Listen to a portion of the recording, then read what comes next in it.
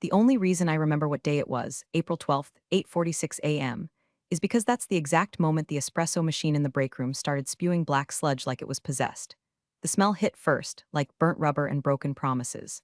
That same moment, my manager Greg shouted across the room, "Sandra, can you check why Q1 burn rates aren't matching the budget dashboard again?" Like it was a damn mystery, not the same weekly scavenger hunt for numbers no one wanted to admit they fudged. I didn't respond right away. I was watching the espresso bubble over like it had secrets to spill. Fitting, really. This place had more buried bodies than a mob accountant. People here talked about culture and transparency, with the same breath they used to book fake vendor calls and vanish budget overages like David Copperfield in khakis. I was Sandra, mid-level analyst in finance. Been here 7 years. No drama. No company retreat selfies. Just clean spreadsheets and a silent war with the office thermostat. I had a desk near the emergency exit, which, if you ask me, says more about a company's priorities than any mission statement. They trusted me enough to hand me every single cost center, but not enough to invite me to the quarterly leadership huddles, where half the budget died and the other half got spent on ergonomic beanbags no one asked for. A while back, HR launched this shiny professional development reimbursement program. Big internal email campaign, fireworks in Google Slides, diversity quotas in checkboxes.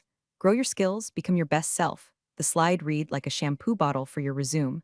No one really cared who used it. No oversight. No required pre-approvals unless you were trying to go full MBA. So I clicked the link and quietly signed up for a $49 webinar on detecting vendor fraud. Then another, and another. A whole little buffet of forensic accounting courses that didn't raise a single eyebrow. Turns out, no one monitors the nerds when the sales bros are setting literal fire to the T and E card in Cabo. Oh, hey, real quick. Before I get too deep into this rabbit hole, if you're into stories like this, do me a solid and hit that subscribe button. And maybe drop a like. Helps more than you know. Keeps the stories flowing and the coffee strong for the crew behind the scenes. Anyway, where was I? Right, training courses. After about 6 months, I had stacked up more forensic modules than your average junior auditor at Deloitte. I didn't brag, didn't post any certificates on LinkedIn, didn't even tell Greg, he once referred to Excel as that calculator thing. I was just watching and learning. That's the thing about working in finance. You start to hear the whispers before the storm, an extra zero in a miscellaneous expense column, a sudden vendor name that no one knows but gets approved anyway. Strategic growth outlays with no scope of work attached. I saw it all. I logged it, quietly, meticulously. My best friends were pivot tables and bank statement exports. I treated each one like a crime scene. But still, I played the part. Office potlucks. Budgeting meetings where the CFO, a guy named Troy, used phrases like synergy bleed and capital foresight while I mentally translated them into cover your ass and don't ask questions.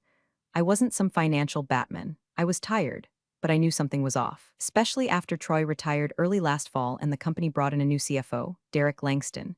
Straight-cut jawline, Harvard tie, corporate purge energy. The kind of guy who says, let's take this offline right before he guts your department. Langston moved in fast, killed off 5 teams in a month. Reorgs, budget freezes, efficiency protocols. He shook hands with the board and waved the bloody sword with the other.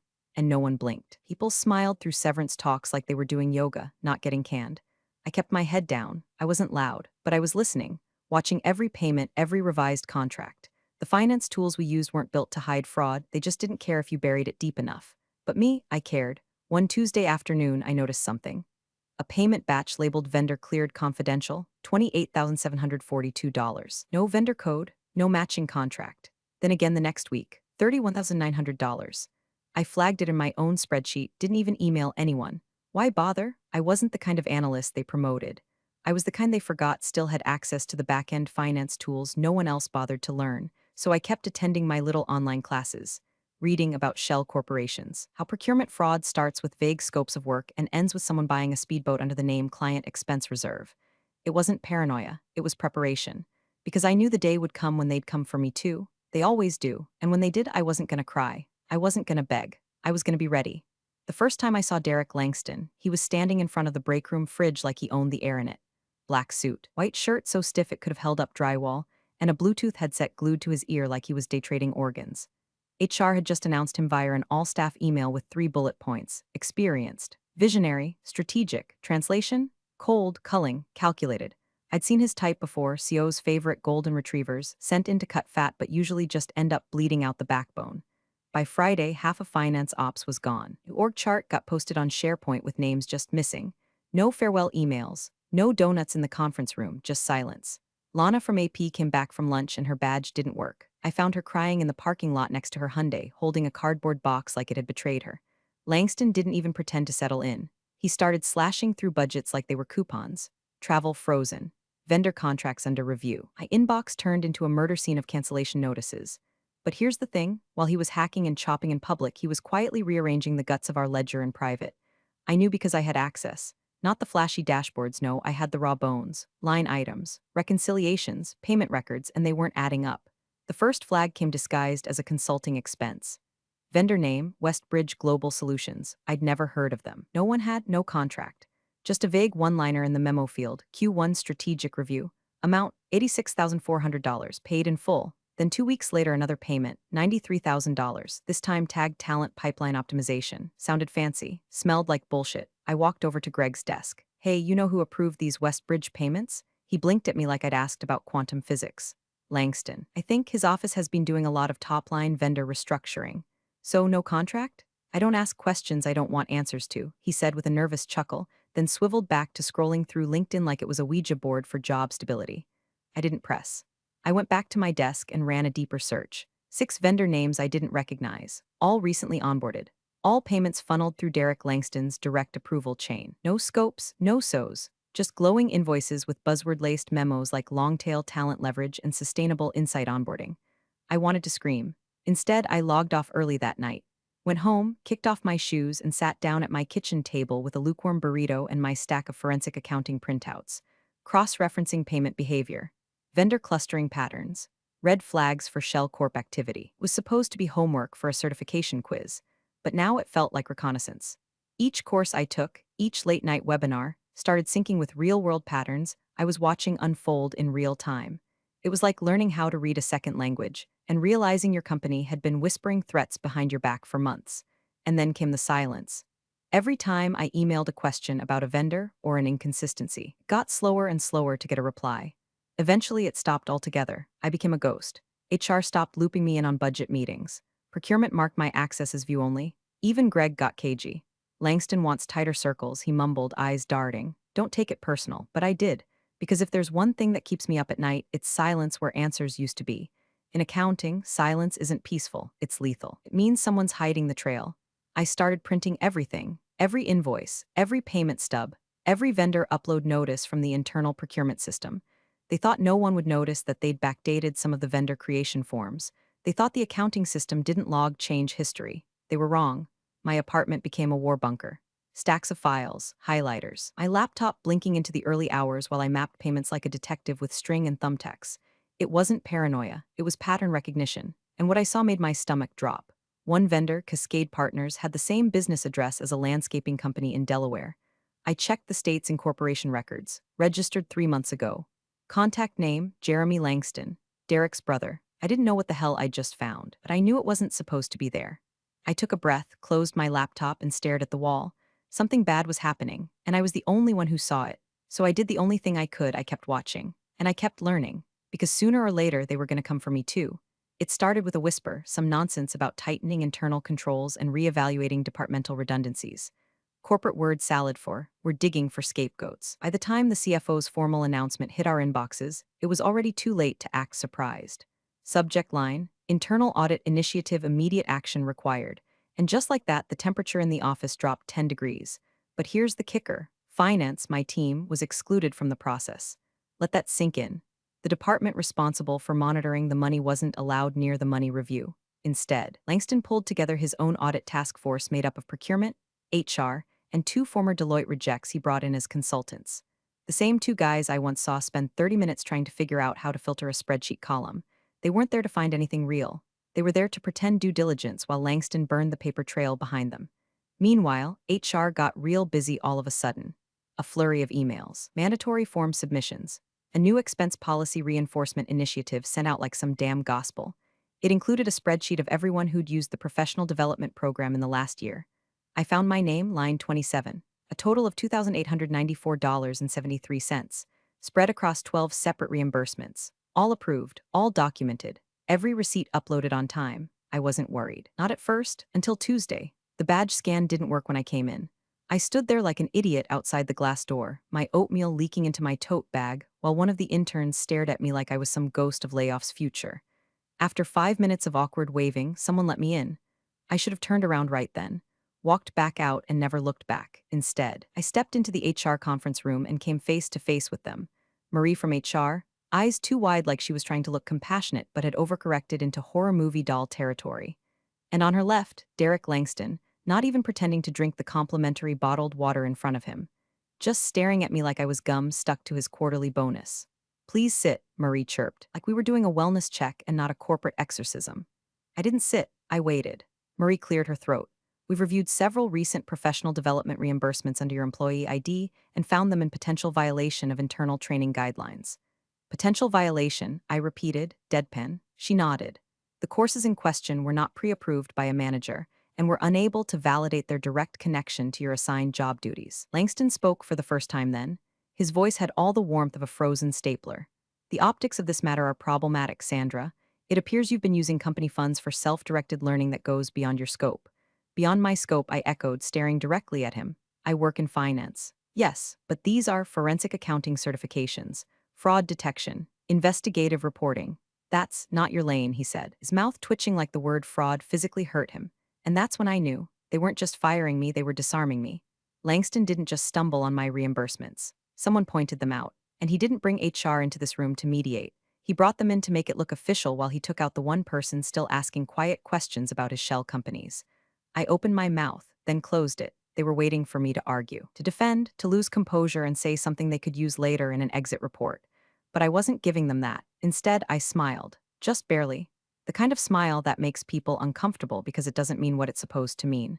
Marie pushed a manila folder toward me. Your severance agreement. If signed today, you'll receive 2 weeks additional pay. Langston added. You'll also agree not to access or retain any proprietary financial data post-termination. I nodded slowly, picked up the folder, and slipped it into my tote, right next to my oatmeal-soaked scarf and my reusable coffee cup. The same cup I had filled every morning while reviewing vendor transactions that these fools had no idea were still traceable, even when you thought you'd wiped them clean. I didn't speak another word. I walked out like I was heading to lunch. Passed by Greg's desk empty. Of course it was, he knew. Maybe not everything, but enough to duck and cover. Back at my desk, my login still worked for now. I grabbed only 2 things, my plant and my personal drive folder. Not even the whole shared drive. Just a zip file of one specific folder labeled Q4 Draft Recon Review. They'd overlooked it. Probably assumed it was a half-finished reconciliation document, not knowing that buried inside were 6 different versions of our quarterly statements. Drafts they thought had been deleted. Versions that showed a progression, from healthy financials to cooked books, like watching a corpse decompose in Excel. They thought they'd fired a quiet, overly thorough finance drone. They had no idea they'd just handed a loaded weapon to the one person who knew exactly where they buried the cash. I didn't cry when I got home. I didn't scream or pace or call a friend to tell them what happened. I walked straight into my apartment, dropped the tote bag on the floor like it was filled with radioactive sludge, and turned on every light in the place. It was instinct. I didn't want shadows. I didn't want room for doubt. My cat Ledger, yeah, I named him that, just blinked at me from the kitchen table, unimpressed. I poured a full mug of cold brew from the fridge, microwaved it like a savage, and pulled out my laptop. Time of night, 6:22 p.m. I wouldn't stand up again until 4:37 a.m. By the end of the first hour, every surface in my apartment was covered in paper. Bank transfers, procurement records, my own handwritten notes from the training modules. At one point, I used a dry erase marker to map vendor shells across my bathroom mirror. By midnight, it looked like the FBI had raided my one bedroom and left me behind as collateral. Here's the thing about corporate crime. It's never flashy. No duffel bags of cash. No offshore accounts with cartoonish nicknames. It's quiet. It's subtle. It's a $72,135 invoice for pipeline efficiency strategy, consulting paid to a vendor that doesn't have a LinkedIn, a website, or even a working phone number. It's $189,870 wired in 3 separate payments to a logistics solutions firm that, according to the Secretary of State Business Registry, is registered to a P.O. box in Connecticut and shares a tax ID with a coffee shop that shut down in 2019. It's breadcrumbs. And I followed everyone. The first tool I used was a simple forensic transaction tracer I'd built during one of the course labs. It flagged transaction anomalies, things like irregular payment amounts, duplicate vendors with slight spelling differences, and expenses that bypassed standard approval flows. I hadn't touched it in months, but now it sang like a canary. Westbridge Global Solutions, Cascade Partners, Helio Management Group, all buzzword factories with no real digital footprint. Their invoices were sleek PDFs with the right fonts, perfect formatting, fake contact names that sounded so corporate it was insulting. But the account numbers, they told a different story. Each of those vendors routed funds into accounts under different LLCs, sure, but the bank branches, all within the same three ZIP codes in New Jersey. The connection? Jeremy Langston. His name didn't show up directly. Two of the shell companies listed a registered agent with an email tied to an old real estate LLC he dissolved 3 years ago. The email bounced back when I tested it, but the domain was still active, and guess who was paying the hosting bill? A corporate credit card tied to the same payment processor used by Derek Langston's prior employer. I almost laughed. Almost. Instead, I kept pulling threads. They tried to stagger the payments, spread them across departments, mask them under cross-functional initiatives and innovation pipelines. But once you mapped the transaction dates against the audit logs, it was all there, like footprints in wet cement. Langston had built a pipeline, not for innovation, but for embezzlement. And no one stopped him because no one bothered to look. He moved fast, hit hard, and buried the evidence in process language no one dared challenge. The perfect crime. If you don't count me, at 2:13 a.m., I took a break, not because I wanted to, but because my fingers had gone numb from typing. I stood, stretched, microwaved another mug of coffee, and stared at the cluster of printed invoices taped to my kitchen cabinets. My walls looked like a serial killer's vision board. Except I wasn't trying to kill anyone. I wanted the truth. This wasn't about revenge, not really. I didn't want to destroy Derek Langston. I wanted to expose him. I wanted the facts to speak so loudly he couldn't whisper them away. I wanted every person who'd been fired while he pocketed bonus payouts to know they weren't dead weight. They were sacrifices to a golden parachute stitched with lies. By sunrise, I had a working draft of the fraud flow. 19 vendor payments totaling $3.97 million over 18 months. All approved under Derek's authorization. All routed through 3 shell companies tied to his brother. All flagged as strategic expenditures. Not a single legitimate deliverable attached. I saved the file, then saved it again, then backed it up to a hard drive I kept in my freezer. Paranoia? Maybe, but I'd watched enough shady exits to know how quickly access gets revoked when the tide turns. I looked at the numbers again. No emotion, just the math, just the facts. They thought they'd fired an analyst. They didn't know they'd trained an auditor. I took one long sip of stale coffee, scratched behind Ledger's ear, and said out loud to no one in particular, all right. Let's burn the house down, paperwork first. By 9:07 a.m., I'd already showered, printed hard copies of my evidence, and changed into the only blazer I hadn't used to cover a coffee stain in 3 fiscal years. My apartment looked like a crime lab crash-landed in an office depot. I didn't clean it, it was proof. Proof that something mattered enough to lose sleep over. I sat at my kitchen table, cross-checking the final spreadsheet, 43 rows, each one a needle in the side of Derek Langston's personal bank account. I highlighted a vendor row marked Helio MGMT Innovation Consultancy and stared at the memo line, Phase 2 Optimization Framework. The invoice was pristine. The delivery, non-existent. There were no Phase 1 notes, no deliverables, not even an email chain. It was a ghost, just like the $144,000 that vanished with it. The final tally, $3.94 million misappropriated over 18 months, routed through 3 vendors, all approved either directly or indirectly by Langston, most with no accompanying documentation. And the smoking gun, a single expense authorization form from 6 months ago. Signed, time-stamped. Logged to Derek's user ID. One line, vendor already vetted, proceeding with rollout. No vetting existed, and I wasn't the only one who'd see it now. I opened Proton Mail and attached a zip file labeled S. Langston Fin Abuse Doc Final. The file was encrypted, of course, 256-bit, password protected, signed with my digital fingerprint, and time-locked to expire in 72 hours. You don't spend 6 months getting your fraud certs without learning how to protect receipts like they're national secrets. The email had 3 recipients: the lead external auditor from Berenson and Lowell, the board's internal legal counsel, and one wildcard, the chair of the audit committee. I'd never spoken to her directly, but I knew her name. She once froze funding on a $60M acquisition because the founder misspelled a clause in the indemnity section. I kind of woman. I typed a simple note. Subject, urgent financial irregularities, attention required body, documentation attached. Verified trail of misappropriated funds linked to executive approvals. Requesting board-level review. Not angry, not panicked, just facts. I hit send. For a while, nothing happened. I fed Ledger, scrubbed a coffee ring off the counter, stared at the mail slot like a summons was going to materialize out of thin air. By 10:13 a.m., my hands were shaking not from fear but from the vacuum, from the stillness after you pull the pin. At 10:26 a.m., my laptop pinged. One new message, no subject, from H. Michaels at Berenson Lowell Body. Can we talk today? Confidential line below. Please call at your earliest convenience. No sign-offs, no hope you're well. Just 5 words that sliced through the quiet. I dialed. The man who answered sounded like he hadn't blinked in a decade. Voice like gravel and certainty. He didn't ask me how I got the documents. He didn't question my credibility. He didn't even waste time confirming what I already knew. We've reviewed the samples, he said. They're real and serious. We're bringing in counsel. I nodded even though he couldn't see me. Good, then you'll want the full trail. There's more. He gave me an upload link. Not a corporate cloud. Not email, something darker. Private. Legal. He mentioned it was the same system they used when whistleblowers in healthcare flagged billing fraud, a nuclear bunker, digitally speaking. I spent the next 2 hours curating the package. Not just evidence, timeline, context, annotations, vendor relationships, authorization chains, red flags, and cross-references to company policy violations. I included every footnote Langston hoped no one would read. And I didn't embellish. I didn't speculate. I didn't say a word about being fired. This wasn't a sob story. It was an audit. When I uploaded the file, it felt like pressing the red button in a missile silo. Not a rush, not relief, just inevitability. At 1:34 p.m., another email arrived. This one from a corporate address I didn't recognize. Subject, urgent, audit committee review request body. Ms. Keene, we acknowledge receipt of your documents. A special session of the board's audit committee is being convened today. We may reach out for further clarification. And then, quiet again. I didn't move for 10 full minutes. I didn't need applause. I didn't need revenge show. I just needed this moment, the silence that meant someone finally heard me, that all those late nights, all those invoices, all those red flags I wasn't allowed to raise mattered. I wasn't back at the company, but my evidence was, and for the first time in years, that was enough. The next morning, the headlines hadn't changed, but the tone inside the company had.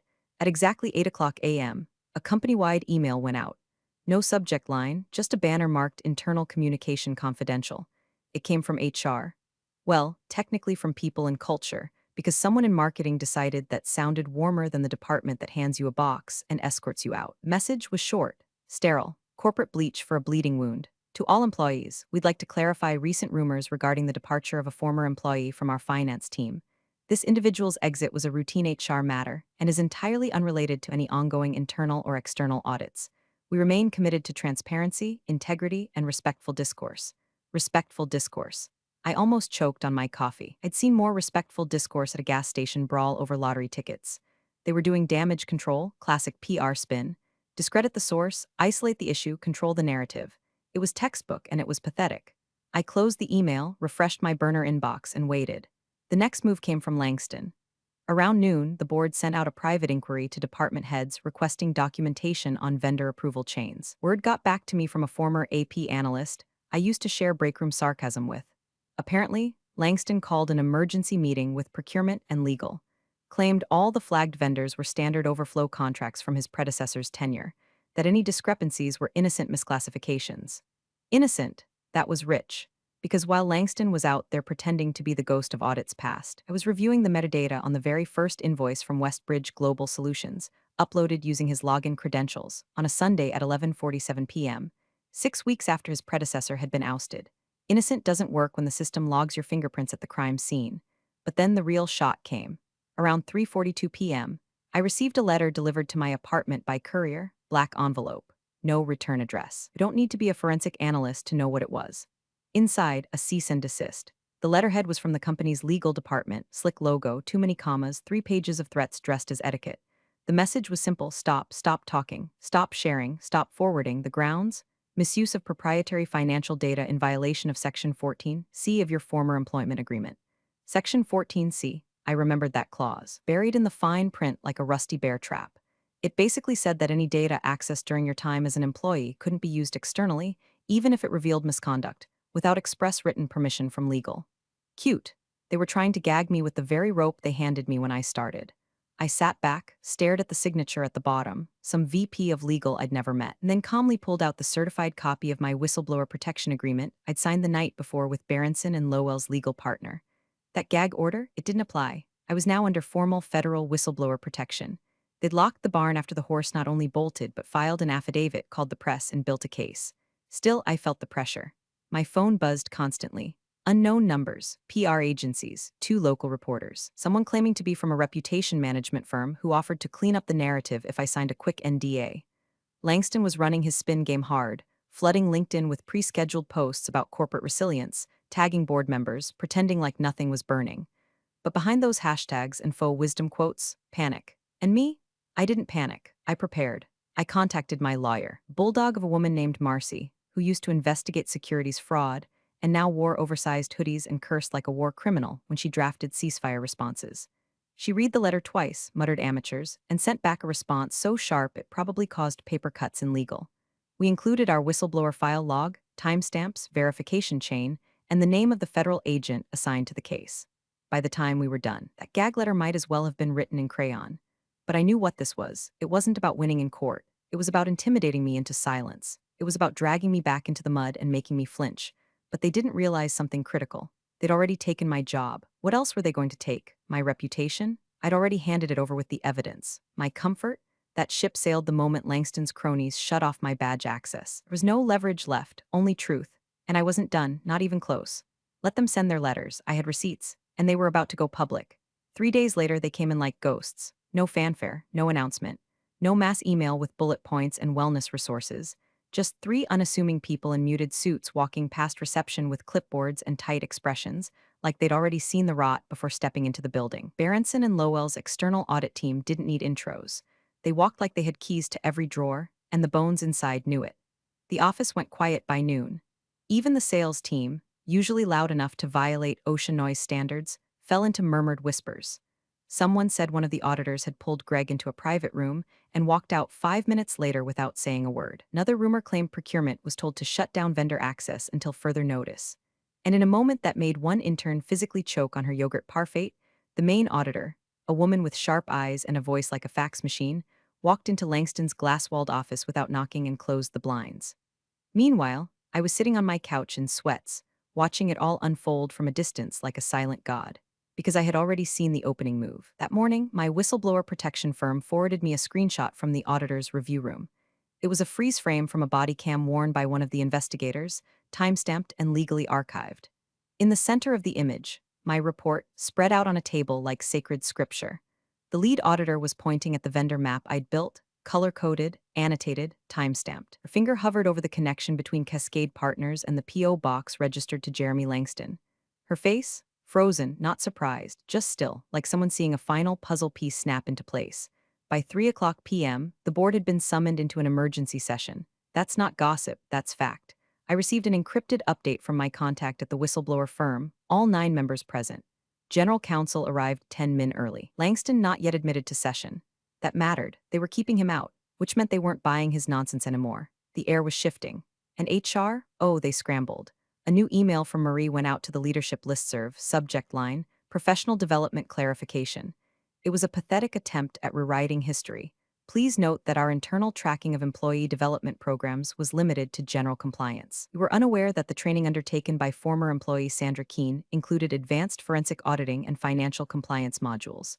Translation? Oops. Turns out the woman we fired for misusing funds was more qualified to find fraud than the actual fraud department. I didn't reply, didn't forward it. Didn't scream "I told you so," because silence was power now. Every time they tried to scrub their hands clean, another piece of evidence I'd preserved under password protection surfaced in someone else's inbox. A draft invoice here. A vendor onboarding form there.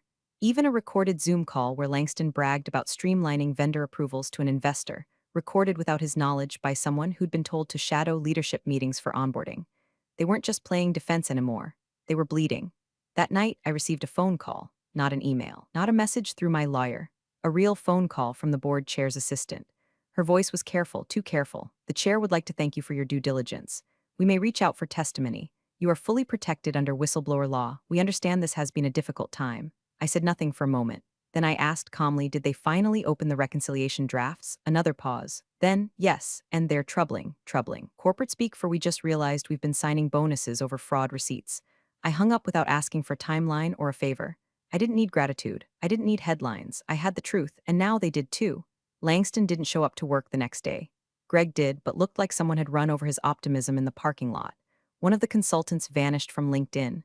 The other tried to message me some vague apology. I blocked him. HR, they kept quiet. No follow-up memos, no culture reset meetings, no new policies, because when the wolves are already inside the gates, there's no point building fences. I stayed quiet. Sat in my apartment, tea in hand, watching the storm I'd triggered roll across the company like a slow, precise wildfire. Not out of cruelty, not out of vengeance, out of discipline. Let them run, let them scramble. Let them taste what they served me, one sanitized. Gaslit spin-doctored liar time. The truth didn't need me anymore. It was already walking the halls without a badge. The CFO was terminated at 9:43 a.m. on a Thursday. Not resigned, not stepped away to pursue new opportunities. Terminated, one word. Sent in an all-hands email with no signature, no flair. Just a date, a sentence, and the soft thud of 1,000 jaws hitting the floor. By 10:05, Derek Langston had been escorted out of the building by security. A witness snapped a blurry photo of him walking across the parking lot with nothing but his phone, a leather folder, and that punch-drunk look of a man who'd finally realized he wasn't untouchable. I saved the image, didn't share it, didn't need to. At 10:27, Marie from HR resigned. Her farewell email was 3 paragraphs of beige, padded apologies, something about being proud of our DEI efforts and grateful for having served during a time of great transition.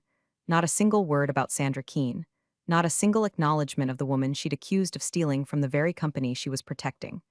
I didn't expect one, because by 11:12, the real show began. The company's legal department filed a formal disclosure with the Securities and Exchange Commission. A contact from the whistleblower firm forwarded me a redacted version of the filing, stripped of names but rich in implication. It confirmed what I already knew. The financial statements of the past 5 quarters were now under federal review. Any public reporting tied to vendor expenditures would be frozen. Earnings guidance rescinded. Investor calls postponed. They used phrases like material misrepresentation and willful concealment. Langston was done, but I wasn't smiling, because winning feels different when the fire was never yours to begin with. That afternoon, my phone started ringing, not just from lawyers, from departments inside the company I hadn't heard from in years. One VP from Risk and Compliance, we'd love to bring you in as a senior forensic advisor. Flexible schedule, name your rate. A manager from Internal Audit, you interested in a rebuild role? You could lead the whole postmortem. Even Greg reached out, left a voicemail, said if you ever want to come back, I'd vouch for you for real this time. I didn't return the call, I didn't hate him. I just didn't owe him my time anymore. Then came the kicker. 7:34 p.m. that same day, a private number. I let it go to voicemail, but the transcript hit my inbox 30 seconds later. It was the chair of the board. Her voice was precise, measured. She didn't grovel, she didn't flatter. She just acknowledged. You didn't just expose fraud, she said, you preserved us. What you did, if you hadn't, we would have walked into Q3 blind.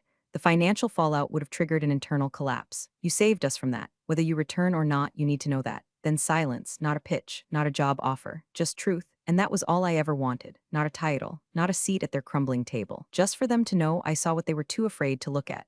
I sat on my couch, the evening news murmuring in the background, half a bag of takeout noodles congealing in the open container beside me. Ledger napped in a shoebox filled with receipts. My blazer was still draped over the back of a chair, untouched since the morning I sent the final upload. I didn't feel victorious. I felt done, like exhaling after holding your breath through a minefield. For months I'd been dismissed, stonewalled, dressed down in conference rooms by people who'd never read a balance sheet that wasn't color-coded. But I never needed to scream, never needed to throw a punch. The facts did it for me. And now the very system that tried to erase me was rebuilding itself around the holes I'd carved, one federal investigation at a time. I didn't call anyone back that night. I just sat in the silence I'd earned, not to be dramatic, just to remember how it felt. The press conference was held in one of those sanitized corporate auditoriums, white walls, soulless chairs, the kind of lighting that made everyone look like they were being interrogated by God. The board chair stood alone at the podium.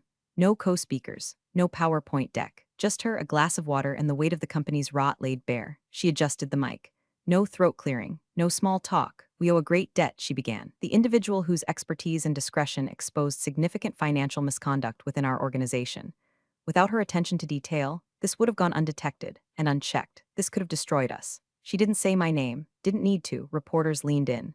Questions flew like knives. How long had the fraud been active? Will criminal charges be pursued? Was executive leadership aware? And then, from the front row, NBC's financial correspondent, looking up from her notes. Will she return? Has Sandra Keene been offered her role back? The board chair didn't flinch. She glanced down at her notes, then up again. We have extended multiple opportunities. What she chooses next is entirely her decision. Cut to me, sitting alone in a cafe 2 blocks from my apartment. It wasn't a fancy place. No reclaimed wood counters, just a linoleum floor that hadn't been replaced since Bush Jr., and a waitress who poured refills without asking. My phone sat on the table, screen lit with a live stream of the press conference.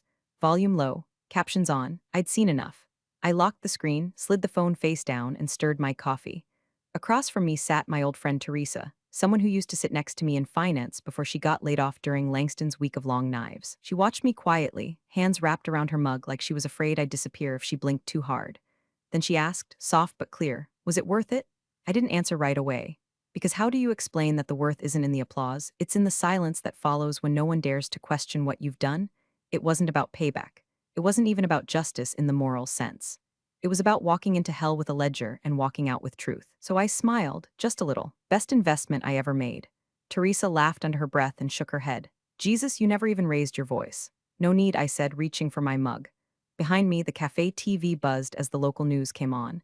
The anchor's voice was crisp, smug in that polished cable way, and in a surprise development, the Securities and Exchange Commission has announced that the fraud probe sparked by the initial whistleblower report at Renslow Technologies will now expand to include vendor practices at 5 additional firms nationwide.